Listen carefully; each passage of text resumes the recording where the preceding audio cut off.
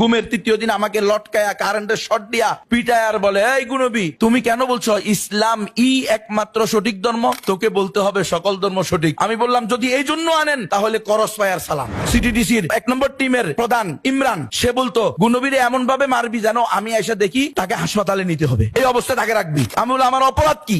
তোর অপরাধ তুই জানোস না? তোর বাপে কি করে? আমি তো আমার আব্বা কৃষক। ও তুই কৃষকের বাচ্চা, তুই কৃষকের বাচ্চা এত জোরে জোরে কথা বললি কে? এ কথা আমার বিরেছিস। 10 দিন ঘুম রেখে 11তম দিন রাতের বেলা আমাকে মিরপুর 1 নম্বর কাঁধে একটা এই ব্যাগ ঝুলিয়ে দেওয়া হয়। এই ব্যাগের ভিতরে বিভিন্ন লিফলেট, হ্যান্ডবেল, বই যা আমি কোনোদিন দেখি নাই। এমনকি এমন ব্যাগ আমি কোনোদিন ব্যবহার করি নাই। এই ব্যাগ আমাকে ঝুলিয়ে দেওয়া হয়েছে। সেখানে নিয়ে আসার পর আমাকে বলে খবরদার কোনো কথা বলতে পারবেন না, সাংবাদিকেরা আসবে, চুপ থাকবেন।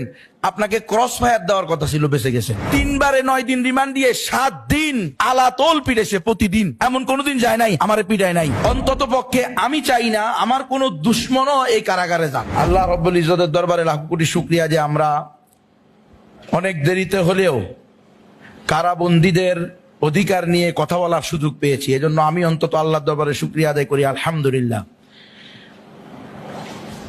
ব্যাপকভাবেই যদি বলি সকল কারাবন্দীদের ব্যাপারে কোনো বৈষম্য ছাড়া, কোনো ধরনের তারতম্য ছাড়া, সাধারণ বলেন বিশেষ বলেন যে কোনো শ্রেণীর লোককে আমি ব্যক্তিগতভাবে কেউই কারাগারে যাক, বিশেষ করে এই মানবরচিত জীবন বিধানের তার মধ্যেও নিকৃষ্ট সেই ব্রিটিশদের দেওয়া পদ্ধতিতে অন্তত পক্ষে আমি চাই না আমার কোনো দুশ্মনও এই কারাগারে যাক।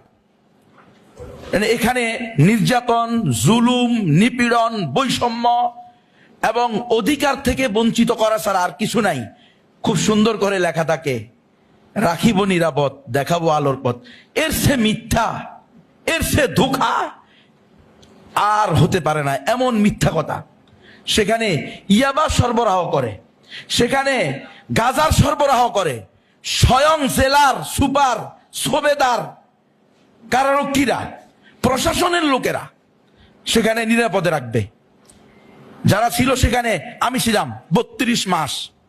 আমাকে মিথ্যা মামলা দিয়ে, আমি সাধারণ একজন আলেম, সাধারণ একজন মুসলমান, সাধারণ একজন বক্তা, আমাকে ধরে নিয়ে গেছে জঙ্গি নাটক করে।